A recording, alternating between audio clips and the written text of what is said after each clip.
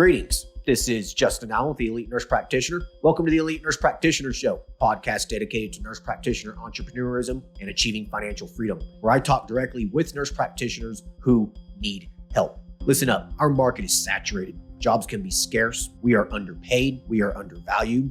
We are taken advantage of by the sharks within the healthcare system, and frankly, screw that. I'm sick of it, and it's time for a change. And listen, I'm here to help make that happen. We are powerful. We can forge a path where we are in control of our career and ultimately our financial and personal well-being. You do not need to submit to healthcare administrators and your doctor overlords. You do not have to take a measly salary. You do not have to work 50 to 60 hours a week. There is a different way, and I'm here to show you that path. This podcast is raw and unfiltered. I have not talked to the nurse practitioners in this podcast prior to the call outside of an email exchange to schedule the episode. What you're about to listen to is a consultation session between a nurse practitioner and myself. It is real, it is unscripted, it is unplanned, and I have no idea what we're going to talk about. Anything and everything can happen during our conversation. The nurse practitioners in these episodes are struggling with an issue in their professional or financial life, and they have reached out to me for help. My goal is to help the nurse practitioner with actionable advice that will enhance and improve their professional, business, and financial life. My other goal is to hopefully help my nurse practitioner sisters and brothers build a more productive, powerful, and free life. So I hope the content and information within these podcast episodes does just that. All right, onto the episode.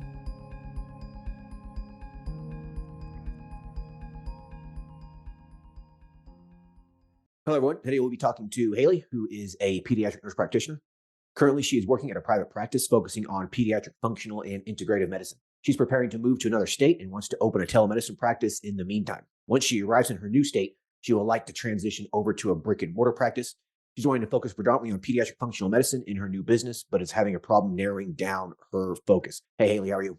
I'm doing great. How are you? I'm good. Thanks for hopping on here. Thanks for taking the time. So I would like to, let's just go ahead and get started and just tell us a little bit about yourself, how you kind of got into pediatric functional medicine. That sounds like a pretty focused niche. Yeah, absolutely. It's definitely been a transition. I trained conventionally. I worked in a cardiac ICU, children's obviously. And then kind of in that, I just saw that there were a lot of gaps in care. I saw that we weren't seeing a lot of, true healing on all aspects of the person and not just, specifically focused on what we were caring for. And so I just got kind of frustrated with the system and not being able to care for the whole person. So I kind of started seeking out what it could look like to practice differently. And I found a connection with a FNP who had opened her own practice, was doing functional medicine and was kind of looking to open pediatrics. And so I came on in the private practice to do functional medicine from a pediatric perspective. And it's really been very eye-opening. And I've learned so much just from her and how I can do things differently and how I can serve, the whole person and see true healing. I got you. Cool. So you just see peds then? I have been working in this practice for about 6 months. Okay, gotcha. So you're seeing just like pediatric functional medicine patients, though? Oh, yes. I'm sorry. Yes, just pediatrics. Yeah, I'm only pediatric certified, so I don't see adults. I got you. So you can see people up to 18, correct? Yeah, it's like kind of gray, up to 21 if it's a pediatric related illness, but yeah. I got you. So you're wanting to stay pediatric. You do not want to go back to school and spend more money and getting another certification, that kind of thing, right? I really do not.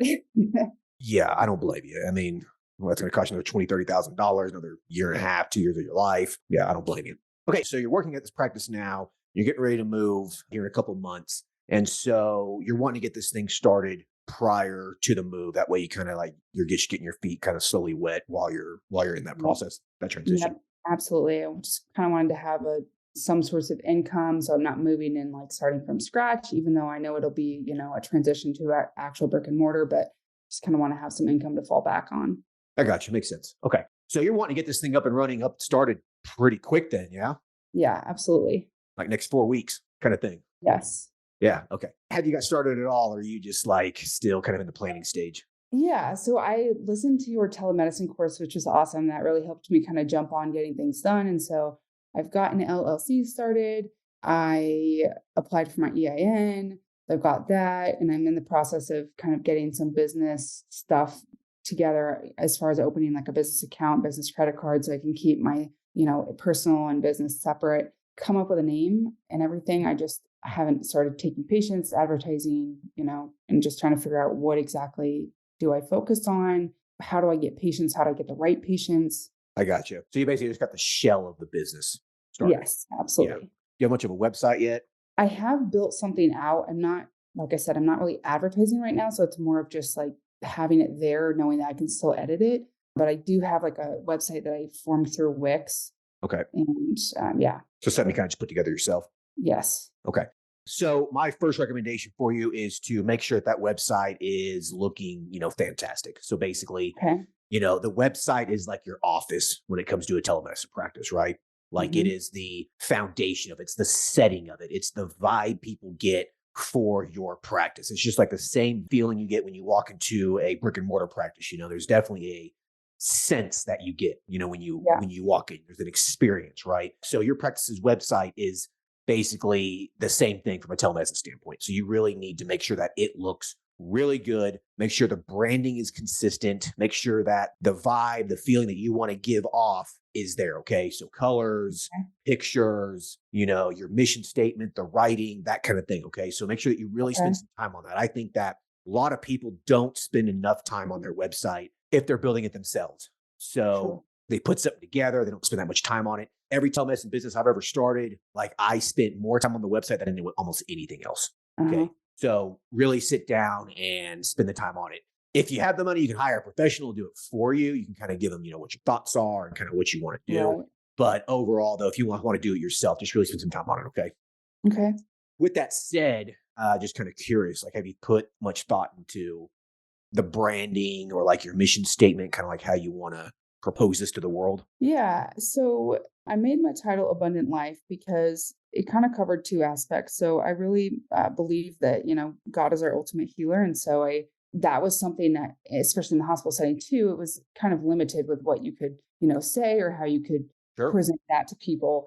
And so that's definitely something that's been in the forefront of my mind. I know that's I would want, if I was taking my child somewhere, I definitely would want that. And, it's not going to be for everybody, but, you want to get the client that you're looking for. And so that's part of it. And then also just the aspect of whole person care. So I felt like, Abundant Life was thriving in everything, right? You're not just barely scraping by. You're not just like, oh, well, I'm in the normal range, but I feel awful or I can't sleep or whatever it is. But it's covering that whole spectrum of the person. I got you. Okay.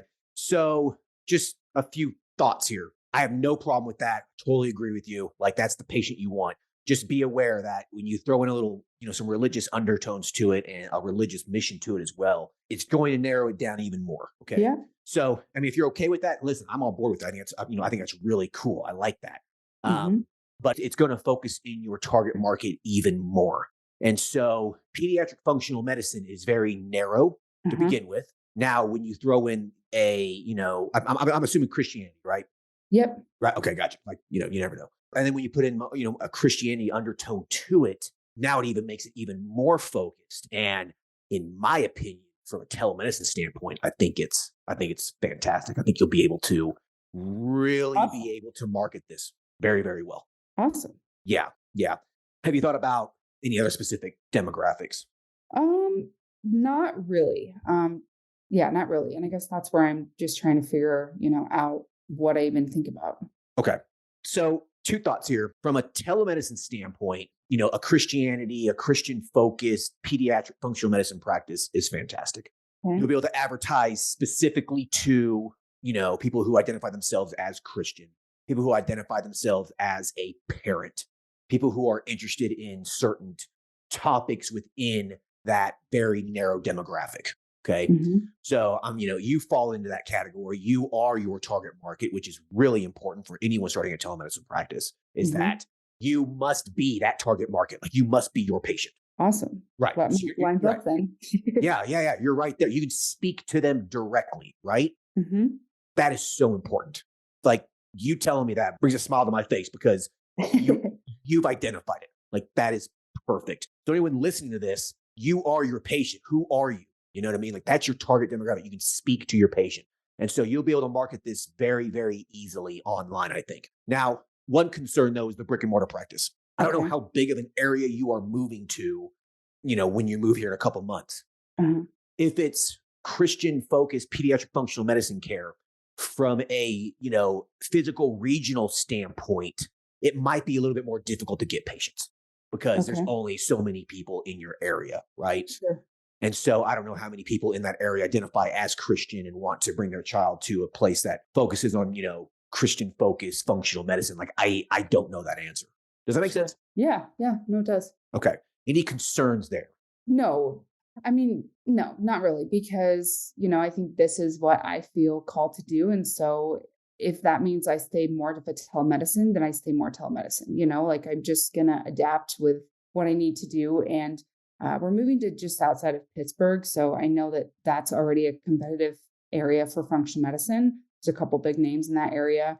And so I'm hoping to bring an aspect of that where I'm, kid focused. Now I've done some research and you can find functional medicine, you can find family functional medicine, but I really haven't been able to find pediatric functional medicine where it's just kids. And so I'm Yeah. hoping that with me bringing that it'll be an area that's underserved. Yeah, I think you're probably going to be fine. There's not very many pediatric focused functional medicine practices, Like, I don't think you're going to have a lot of competition. Like, I think you're probably going to be okay.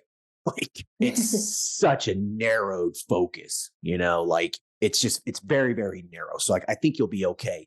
But like I said, but just be aware though, that making it Christian focused though, from the brick and mortar standpoint, it might limit your patients or it might not. I really don't know.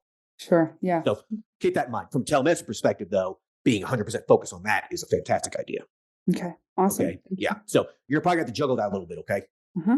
Maybe 2 separate websites, it just really depends on basically how it goes. So your target demographic, your target market, it's identified. You are good. Okay. Okay. Awesome. Yeah. Yeah. So the website needs to speak to the patient. Okay. Okay. Don't make it, too religious. Don't make it too non-religious. It has to kind of find that happy medium, right? Uh-huh. So I think you'll be good there. Focus more energy on the website. So services, I guess. Well, first, the bones of the practice, you got most of it there.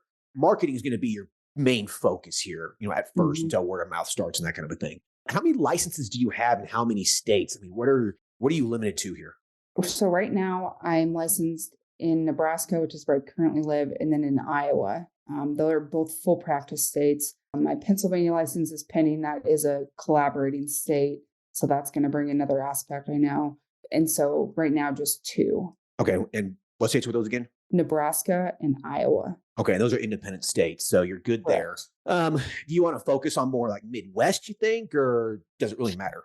I don't care. I want to focus where the patients need me. Okay.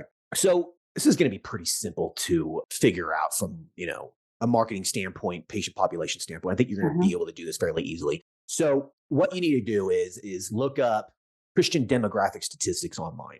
Okay. Okay. Go to states that have higher, population density of people who identify themselves as Christian. Okay. Okay. That data should be something that's pretty easy to find. I mean, go to Google and just type in, people who identify as Christian by county. I guarantee you there's probably entire maps of per capita, each county, US Census data. Like I guarantee you that's a data point. Does that make sense? Yeah. Yep. Okay. So just do some very basic market research there. Find the states that have higher concentrations of people who identify, as your target market, basically. Okay. And then I would get licenses in those states. So like you're already Iowa and Nebraska, which yes, there's probably a lot of people who identify themselves as Christian in that state, right? So, you probably could, I'm thinking like Idaho's probably going to be another good one.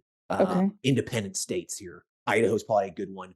Washington, Oregon might not be because you have some very, you have a very large metropolitan area there that, they might not identify themselves as such. I'm not saying that there aren't Christians there, but I'm just saying that there might not be a higher concentration. Sure. Yeah, that makes sense. Right, exactly. So like Idaho, for example, most of the southern states are very religious, I was going to say Texas, but they're restricted. So. Exactly. The problem is most of those southern states are restricted. So it very limits, who you can see, where you can go, right? Now, Florida, is this considered primary care? I think so. I mean, it's pediatric primary care. Right. So in Florida, you could possibly be there. It is primary care, just a functional medicine base. So Florida might be a possibility, but I'd maybe stick to maybe some of those Western states that have a higher concentration of Christian people. Utah would be a good one as well. So, yeah. So maybe 4 to 6 states. Okay. So do some research. Okay. Yeah. And then market just in those states. And the great thing is about marketing online, Google ads, Facebook ads, all that kind of stuff, is that you can advertise directly in those counties. Like you don't even have to do Okay. statewide. You can get really specific. Great. That's good advice. I appreciate it. So yeah, I guess any questions from the telemedicine standpoint? I mean, really the biggest thing is marketing, and I think this is going to be fairly, easy to market. And I think that you have your target demographic identified. Those are honestly the two most important things from a telemedicine practice. Okay. Yeah. So 4 to 6 states is what you'd recommend from like a just numbers standpoint. Yes. Full practice, obviously, looking at the demographics that you said. From as far as marketing, I know you've said there is a course, and I think I purchased it and I just haven't gone through it yet, but Google Ads, Facebook, and then for the actual marketing, like what you're putting out, are videos better? Is it like a picture with, some sentences? Like what's the best thing there? It really just depends on the demographic you're targeting. Videos have gained more popularity. People just like watching a video, but some people don't. I don't. It's just one of those things. It's like it speaks to different kind of people. So I mean, you really should have both. Okay. Yeah. But the thing is, what you should do is that this is the trick about creating digital content from a video or an article or something. So when you're creating advertisements or creating, video posts to promote your practice or articles or, vlogs, those kinds of things, from an SEO standpoint, right? I talk about this all the time. You want to, have plenty of articles, plenty of videos on your website. You want to have lots of content so people can find your site and then they extract value out of the articles and the videos that you have on there, right? And then they schedule an appointment with you. That's kind of how it works, right? It's just like when you land on a website, there's a plethora of valuable information. You're like, wow, like these people know what they're talking about. Like these are the people who I want to go with, right? It's the same thing with a patient. So what you want to do is you want to have lots of content. So you have one video. So let's say you record one video on a specific pediatric functional medicine topic. I don't know, children's diabetes or, I don't know, whatever, right? Just whatever subject.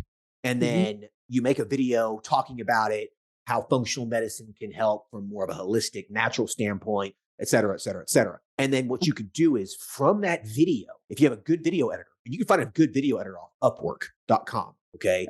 They charge you $50, $50 to $100 to splice out some stuff from a video and then make another video for you that can now be used as an ad. It can be used for a TikTok video. It can be used for a YouTube video. It can then be used for additional content. So it just requires that one recording on your website that's informational to help people. Sure. And then they take that video, splice some content out of it, and now you can distribute that over multiple platforms. Does that make sense? Yeah, that makes sense. Right. So don't give yourself extra work. All you got to do is just record that content video, and then they can turn that into, a multitude of other pieces of content. That makes sense. That's good. Yeah, that's good. Yeah. But write some articles too, like have some articles on there. Yeah. So have like a blog, basically, providing content, having videos, having articles. If you do that, people will find your site a lot easier. And when they land on your site, there's going to be just a lot of valuable information, and people will then hopefully schedule an appointment with you. Yeah, that's awesome. Yeah. From a telemedicine standpoint, so I am trialing like OptiMantra right now, which is an AMR. You're probably familiar with it. Is that the best way to go? Like as far as having a video platform, but being able to chart at the same time and having everything streamlined? Yeah, I would. People have used Practice Better, or they've, done other ways to do the video chat, but I'm just trying to figure out what's the easiest. It comes down to cost and, ease here. There's plenty of EMRs that it's an all-in-one thing, right? Like you said, OptiMantra, it's pretty much an all-in-one. So, $100 a month and it keeps everything in just one nice, neat place, right? Yeah. You could be, a little scrappy here as well if you want to. And, you could, if you wanted to, you could just chart on paper or in like Google Docs or something. You could use doxy.me for the video, which is free. There's ways that you could do this from a free standpoint, but it basically means separating out all of your assets. Sure. Yeah. Right. That just seems like more work and it's just organization. It's more work. Exactly. So, from an ease standpoint, I'd recommend just get an EMR that can pretty much do it all for you. Okay. Yeah. It'll make your life easier. Any other questions from the telemedicine standpoint? I already have the consents that you mentioned, so I think that will pretty much cover me.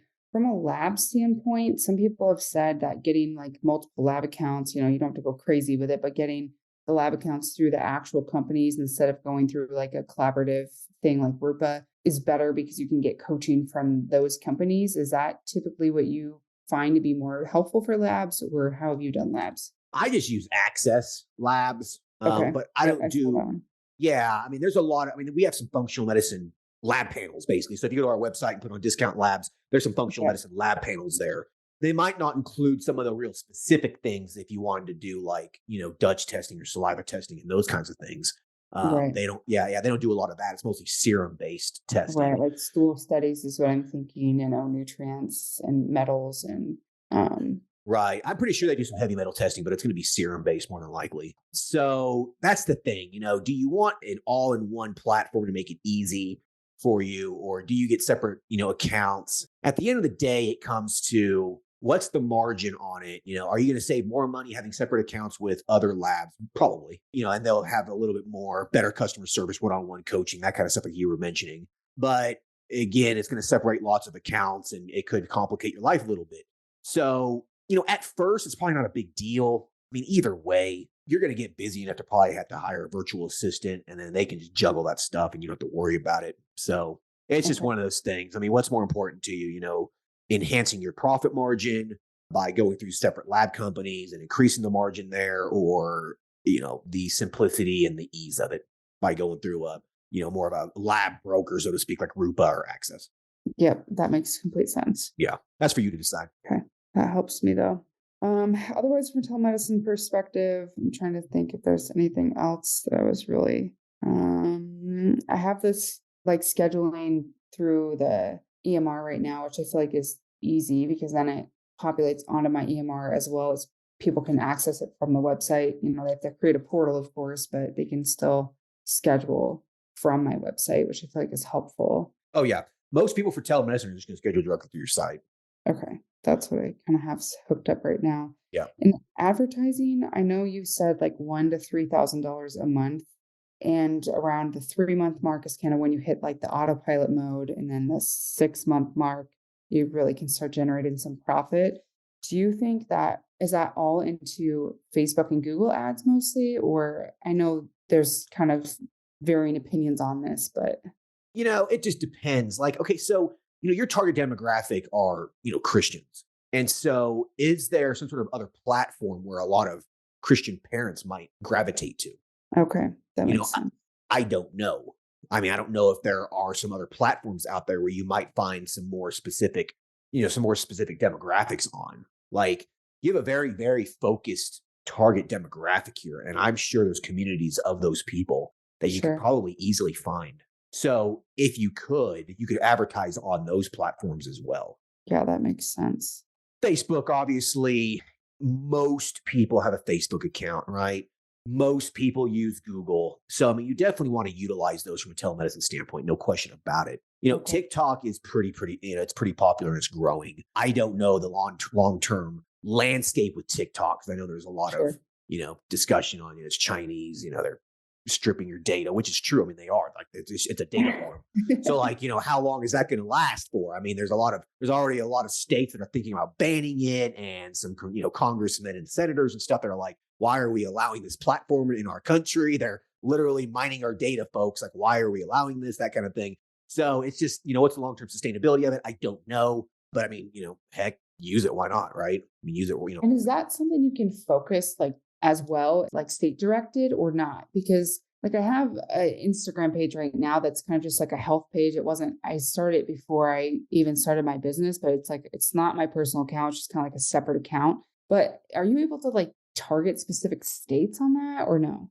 If you advertise directly on Instagram, it's difficult. You can't really target specific states and stuff. You just Okay. basically target like interests and those sort of things. When you create a Facebook business account and a Facebook ad account, a lot of the times those ads will then translate to Instagram based off of the demographic data that you choose. So you kind of have to advertise through your Facebook ad account to then transition over to Instagram. Okay. That makes sense. Yeah. I bet you there's probably plenty of Facebook groups and communities online for people who match your target market demographics. So from a free advertising standpoint and providing some free value to the community, you need to become members of those communities and get in there and start Yeah. talking to people. Yeah. That's one thing I have already kind of started doing. And, Good. just even when people post different questions and like, oh, my kid's constipated, like, what do I do? Or, from a natural standpoint, what can I do? And then sometimes I just comment on them. And that I feel like it's awesome because you can connect with, your target patient, but at the same time, how do you keep it so that you're not overstepping a boundary, right? Like you haven't seen this patient, you don't know exactly what's going on with them, and you don't want to act like you do or, give You specific just medical advice, right? Yeah, it's just, broad recommendations. This, and that could be possible. You might want to focus on this or that from a supplement standpoint or whatever it is, like it's one of those things that, yeah, it's difficult.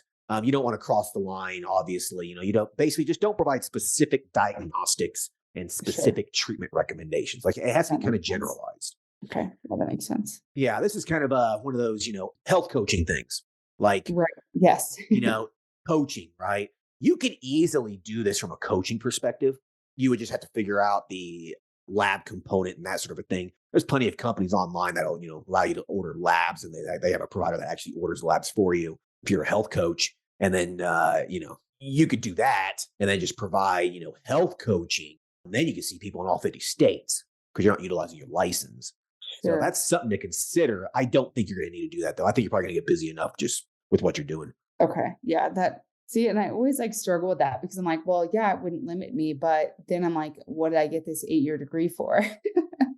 Well, I mean, you're still utilizing the knowledge from it. You just can't pull the trigger on using the power that license affords you in the state Mhm. that you don't have a license in, Right. Right. Yeah. That right? makes But sense. you can still be like, diagnosis is consistent with this. I recommend this. Like, you just don't like straight out, I'm prescribing this and this is the diagnosis. Like, you have to, Right. right. It's a very fine line. You have to be, you kind of have to shift your mindset. I talk about that a lot in the coaching course that I made. Mhm. So it's just one of those things. You got to be kind of careful about it.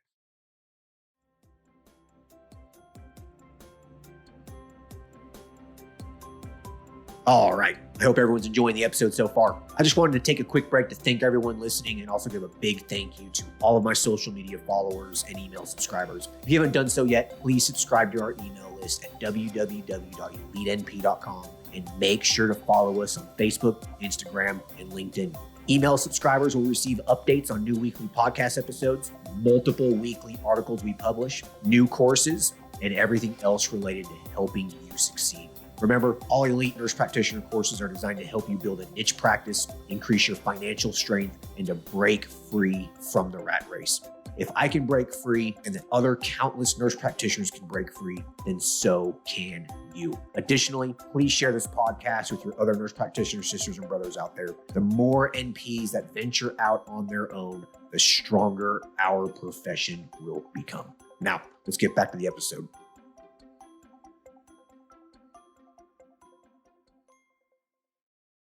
And then it's like if I did health coaching, then I feel like it would have to be separate or it would have to be all health coaching because if I start mixing like, oh, I'm licensed in these states, but if you're in these states, then I can do health coaching. Then I feel like how do you draw that line and not get yourself in trouble by kind of going out of your scope of practice or like, Right. I mean, it would have to you be just know, like, if you're a patient, if you are located in these states, I can do a much more in-depth, evaluation on you, diagnose, prescribe medications. I can do those things in these states. In these states, uh-huh, it's going to be more broad, recommendation focused. I can still help your child, achieve more optimal health, but I can't do this, and that. You basically have to create a disclaimer on your site.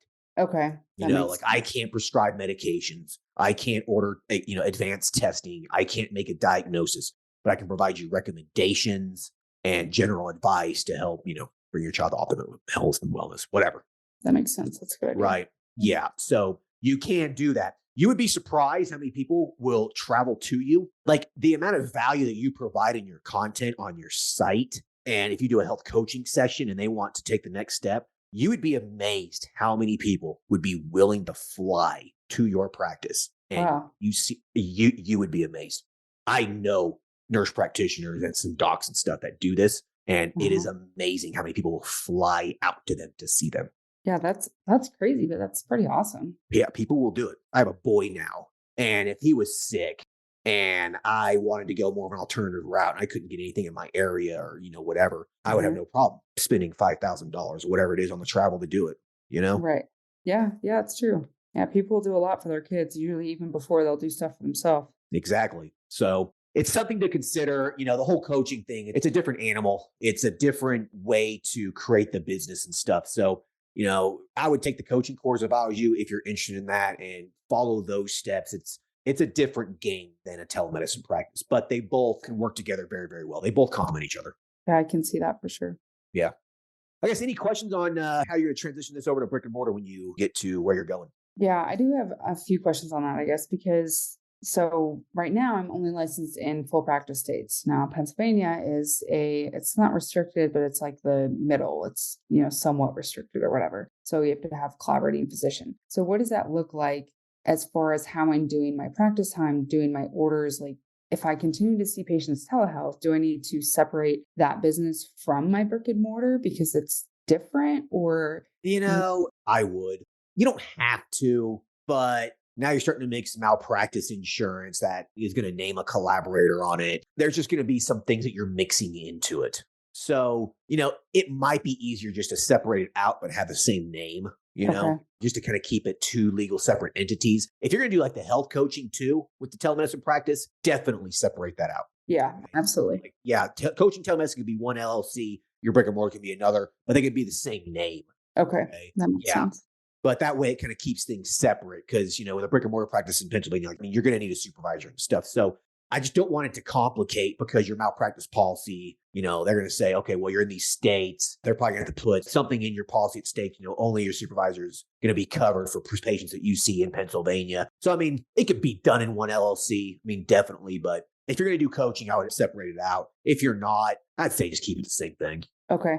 Just make sure that your insurance and your collaborator, if that's very specific to the Pennsylvania practice, not the telemedicine patients that you're seeing. It's separated Yeah, out, that right? makes sense. But from a legal standpoint, from a legal entity standpoint, it can all be the same thing, same bank account and stuff. Okay. Now, my other question is as far as other services that I could offer. So, like the clinic I work in right now, we're a private clinic. We have 2 FNPs here. And so we have an infusion center. We have, we do peptide therapy, we do vitamin injections. Now, I don't want to add things I don't need to add, but I would love to be able to have, additional sources of income that aren't a direct, I have to see a patient to make money. Right. So, what do you think on that standpoint, like as far as that goes in pediatrics? Like, could you see any of that being successful without having to get an FNP and add in adult care and all of that? Sure. Did you guys do a lot of infusions on some of the pediatric patients?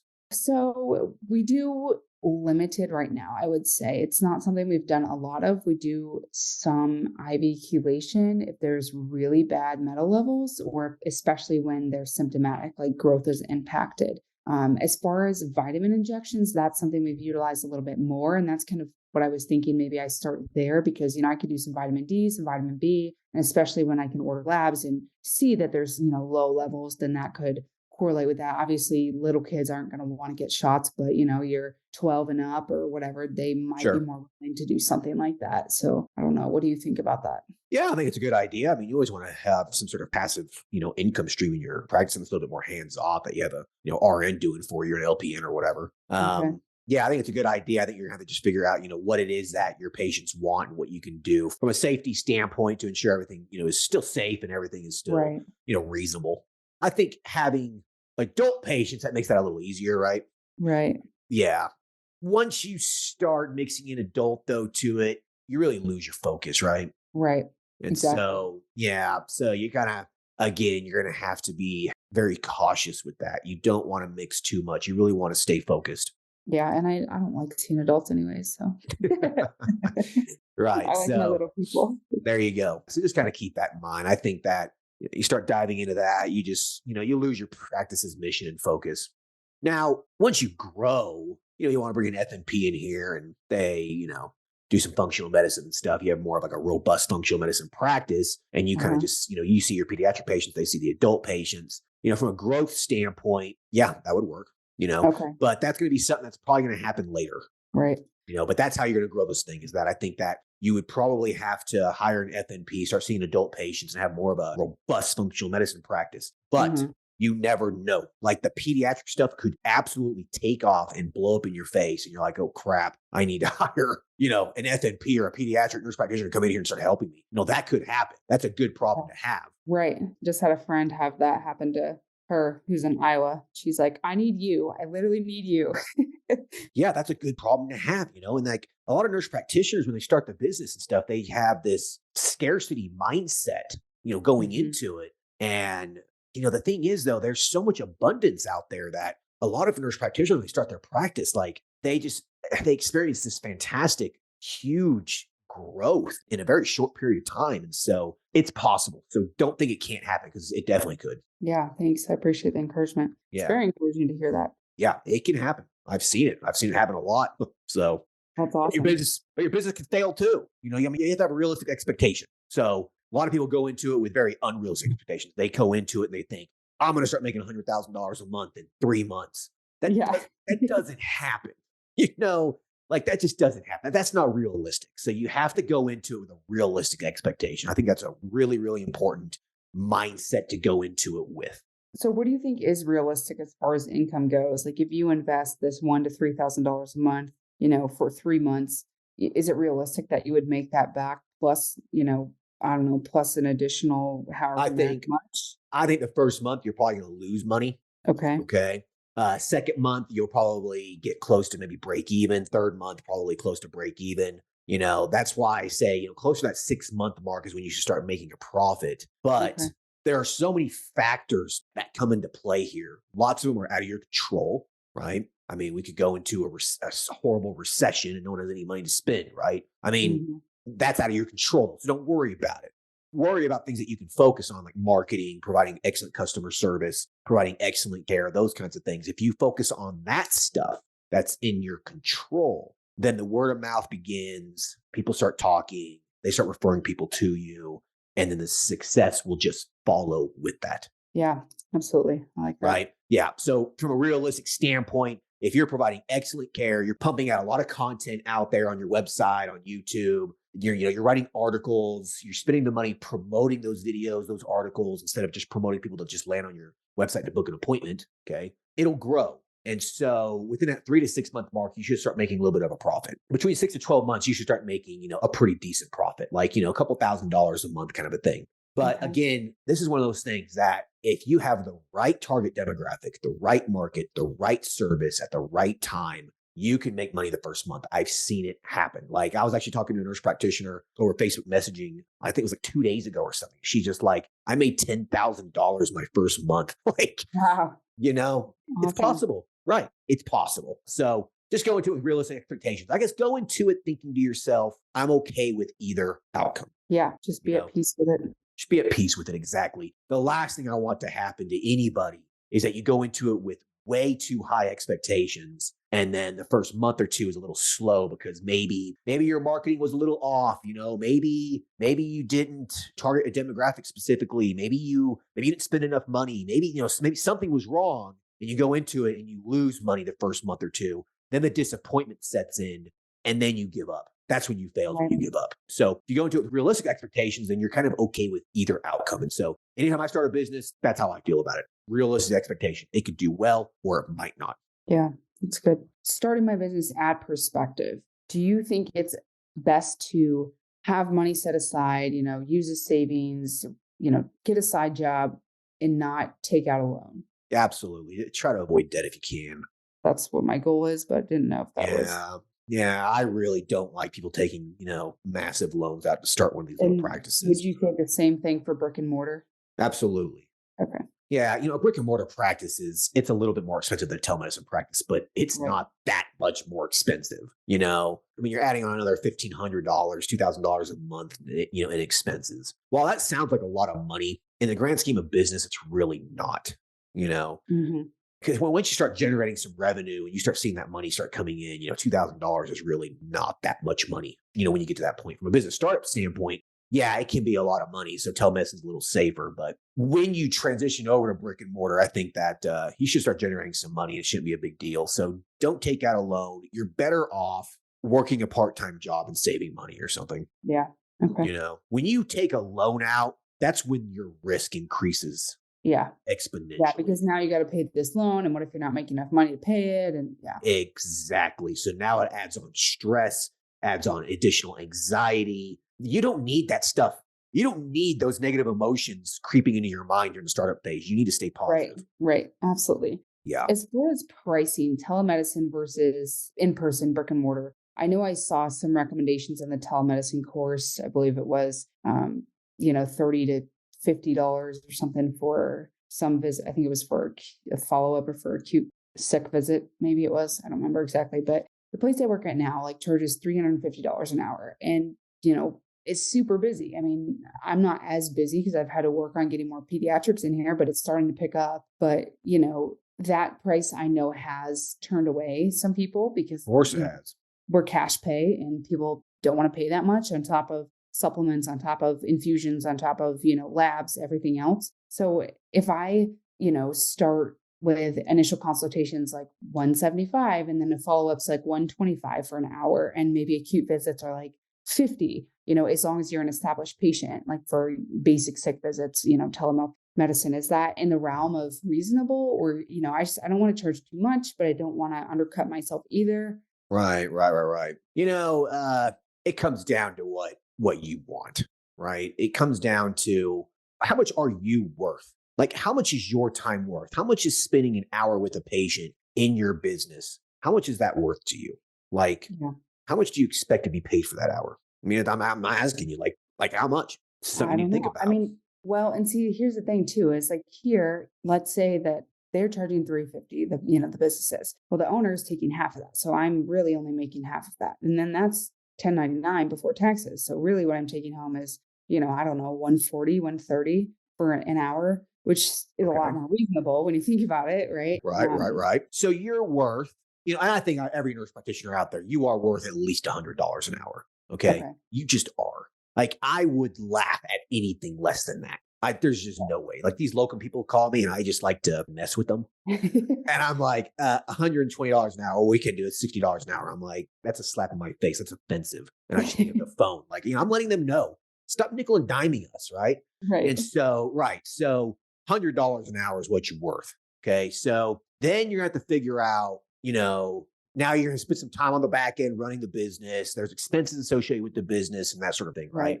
In most businesses, in most niche practices like this, your profit margin is about anywhere between 40 to 60%. Mm-hmm. So you figure you're worth $100 an hour, and now you have expenses to pay for as well. That'll run about 50%. Let's just say 50%. So then you should charge $200. Okay. $100 goes towards the business for paying its expenses. $100 is profit for you, so you can live. Okay, that makes sense. And do most people charge more for an initial consult? Yes, that's kind of what I was thinking, and then absolutely. that would be kind of like ongoing because that's what I was trying to how long? look into. How long do you usually spend for an initial consult? Probably 60 to 75 minutes, I would say. Okay, so charge something like maybe $250 instead, just a little bit extra. Okay. And then follow-up visits are, anywhere between $100 to $200, depending on how long, right. How long it is. Yeah. Like, have it just minimum 30 minutes. Like, that's the minimum appointment time is 30 minutes. I'm going to spend 30 minutes. That's $100. Hours, $200. Like, let's say we did all this blood work. We have a lot to talk about. It's going to be an hour visit. It's just going to be. So I think if you price it that way, I think that'll work. You could also have a subscription-based model as well. Maybe just something that's monthly and that includes visits. Yeah. I looked into that as well. And I think it can work, but some of the people that I've talked to, they charge so little. And I don't know how you would make that work you'd have to have so many patients, I feel like. Absolutely. Well, you remember, a lot of people don't utilize it. They just like to have it there. They just pay for the monthly fee and then they just use it kind of as needed, $75 a month or whatever, right? It just depends on how needy the patients are. Yeah. And that's the thing too, is like, I want to be available, but I don't know if I want to be available all the time. And I feel like if you have a prescription, then you kind of have to be more readily available. During normal business hours, yes. Yeah. So it's up to you. People do like subscription-based models, but typically with a subscription-based model for a niche practice like this, it usually requires you including something with it. A supplement, a vitamin, a hormone, a medication, something like that. Mm-hmm. If it's just service focused, like just visit focused, like what you're going to do for the most part, it can be difficult to do. So in your case, maybe just paying per hour, per service, per product might be a good idea. Okay. Any other questions? I mean, really, it's just figuring out how to advertise. And I know that you have to do kind of creative testing sometimes too, right? Like you You put do. out different Well, things and then you see what right. works. Exactly. Exactly. And I mean, listen, if you got the marketing course, you just sit down and take it. Okay, Yeah. perfect. I will do that. Yeah. Take it. I mean, it's going to walk you through it all. So, Yeah, I love that. I really liked your telemedicine course, and I love that everything's just laid out for you, right? Like yeah. it's not, here's what you need to use from a paper standpoint. Like here's what you need to use for consents, and it's great. So I appreciate your content. No, no, absolutely. You're welcome. Let's try to make it as simple as possible for you guys. So yeah. Anyways, I like to end the episodes with maybe you asking me a question. Is there anything that you're curious about? How did you get into like doing this? Like, did you ever work in a hospital? Like, what's your? Give me a quick review of your In terms background. of like becoming a nurse practitioner? No, like in terms of what you do now. So like coaching NPs, like empowering people to own their own businesses. Like what made you want to do that and how do you get into that and what made you want to help others? Well, I started my own business because I was sick and tired of working for people, right? I was sick and tired of getting nickel and dimed. I mean, I was just tired of it. And like, I just knew from like a health standpoint, looking forward, can I work in an urgent care in an ER like this till I'm 55 years old? There's no way I can do this. What am I going to do? Like I felt stuck. Like I saw the ceiling. There is a ceiling to a nurse practitioner's career. Yeah. Like people might not want to believe it, but there is. Like there's a ceiling. Once you reach that ceiling, it's pretty much done. Like there's no more momentum in your career, right? Yeah. The only way you get that momentum is by starting your own practice. And so like I realized quickly, I was like, I got to start my own business. And so pretty much I did. And then once my first business was kind of a failure. Second business did well. Third business did fantastic. My telemedicine practice I ended up selling did really good. So I was like, I'm good at this. I'm a natural at this. I kind of helped some other people. I was like, I'm just going to create a website. I'm going to speak my mind on what the nurse practitioner, what the state of affairs are. And it kind of just went viral within the nurse practitioner community. And I started making some courses, and that's just kind of how it happened. Like it was, Yeah. I didn't really plan it, it just happened. And that's the thing about a business. Things just happen, things happen for a reason, right? So Yeah, absolutely. So what do you think? What made your first business not go well? Was it some of the stuff that you've already talked about as far as marketing and finding I the think niche? the main thing was accepting insurance.